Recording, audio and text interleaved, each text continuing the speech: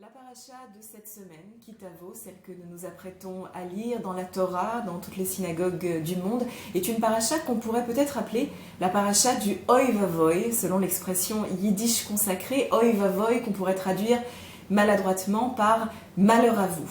Parce que dans cette paracha, nous sont comptées toutes les malédictions, les malheurs qui pourraient s'abattre sur nous, toutes les misères dont nous pourrions être les victimes, les tsuros, comme on dit en yiddish, les soucis qui pourraient être les nôtres et qui sont énumérés en une longue litanie. Si je vous parle yiddish ce soir, c'est que je souhaite m'adresser ce soir un peu plus particulièrement aux Ashkénazes parmi vous. Pourquoi cela? Parce que, il faut bien l'admettre, il me semble que la semaine a été particulièrement dure pour le monde ashkénaze, pour les juifs originaires d'Europe, dont je fais partie. Pour comprendre de quoi je veux vous parler, il suffisait de lire la presse, et plus particulièrement de lire le journal Haaretz, qui a annoncé en l'espace de quelques jours deux nouvelles chocs. La première ne vous a peut-être pas échappé. Après une enquête de 7 ans, des experts en génétique ont révélé cette semaine que Jack l'Éventreur était en fait un immigrant juif polonais. Ils ont pour cela analysé une tache de sang sur un châle qui aurait appartenu à une des victimes de Jack l'Éventreur. Ce châle aurait été transmis de génération en génération par les descendants de la victime. Et en analysant l'ADN, eh bien, la conclusion serait sans appel. Et les chercheurs sont arrivés à la conclusion que le célébrissime serial killer qui sévissait à Londres en 1888 s'appellerait en fait Aaron Kosminski. Il était un des suspects dans l'affaire, il était un garçon barbier qui avait fui les pogroms dans les années 1880 en Europe de l'Est pour se réfugier à Londres. On sait aussi qu'il souffrait de schizophrénie paranoïaque et qu'il aurait fini sa vie dans un hôpital psychiatrique. Douloureuse révélation.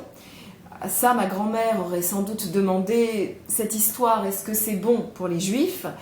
Pas de doute que cette anecdote sera récupérée par certains antisémites qui trouveront là de quoi alimenter leurs suspicions à l'égard de notre peuple. Et comme si cela ne suffisait pas, eh bien voilà qu'est tombée cette semaine une autre nouvelle dans la presse, une autre calamité pour le monde ashkénaze. Le journal scientifique Nature Communications a révélé cette semaine les résultats d'une enquête génétique sur le génome ashkénaze. Les chercheurs ont séquencé les gènes de 128 juifs ashkénazes qu'ils ont comparés aux gènes de Belges flamands. Et ils ont conclu que les juifs ashkénazes d'aujourd'hui, c'est-à-dire un peu plus de 10 millions de personnes dans le monde, sont porteurs d'un génome qui est une fusion entre des racines européennes et des racines moyen-orientales, que tous sont descendants d'une population du Moyen-Âge estimée à environ 300 individus, c'est-à-dire un pool de départ, un petit groupe au Moyen-Âge, ce qui fait de chacun d'entre nous des cousins à un degré assez faible.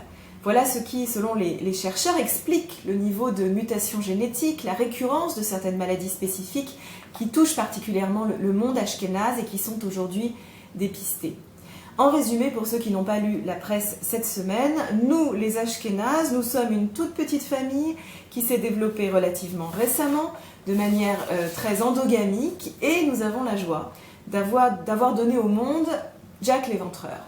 Voilà pour les calamités de la semaine, qui, je l'espère, vous remonteront ce moral en cette veille de Shabbat.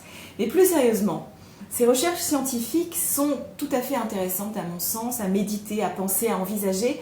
Elles interrogent la lecture que nous faisons les uns et les autres de notre passé et une certaine glorification que tout peuple et aussi que tout individu se fait parfois de son passé, de ses origines pures ou idéalisées. Nous sommes tous tentés de nous raconter notre histoire à travers le prisme d'un passé glorieux, noble ou idéalisé. Mais le judaïsme a, dans ses textes, la force de se raconter aussi autrement son histoire, que ce soit dans la Bible, que ce soit dans les livres de prière ou bien dans les documents de la littérature juive et rabbinique. Les hommes qui habitent les textes ne sont jamais des héros sortis de la cuisse de Jupiter, bien au contraire. Il y a même de multiples exemples de cela. Par exemple, au cœur de la fête de Pessah, nous sommes assis autour de la table du Seder et nous disons « Aramé Oved Avi ». Mon père, mon ancêtre, était un araméen, était un idolâtre. Il venait d'un monde obscur et il est devenu autre. Une façon de dire, au cœur même d'une fête qui pourrait nous faire idolâtrer nos origines, une façon de nous dire « sache d'où tu viens ». Sache quels sont les sangs, au pluriel, qui coulent dans tes veines. Sois pleinement conscient des différents éléments de ton histoire et de ton héritage, de narratifs dissonants, y compris d'égarements ou d'étrangetés de tes ancêtres. La tradition semble se méfier des discours sur la pureté des origines qui sont le propre, je crois, des pensées fondamentalistes ou d'exclusion. Elle accepte aussi de voir en l'humanité, et même en ce peuple juif, un descendant de Caïn, l'assassin, et aussi un descendant tout simplement de mélange, de rencontre, d'une mixité que l'on doit considérer comme une chance, comme une opportunité, et pas juste percevoir comme une malédiction, comme un oi vavoy insurmontable.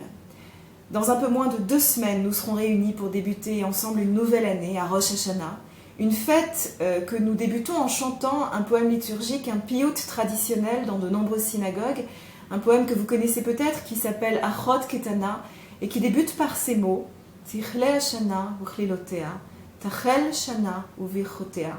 Une année s'achève avec ses malédictions, une année débute avec ses bénédictions. Explorer le passé, c'est pouvoir peut-être bâtir un avenir plus fort, un avenir enrichi, alors que cette année soit pour vous pleine de bénédictions et de joie, même pour les Ashkénazes. Shabbat Shalom.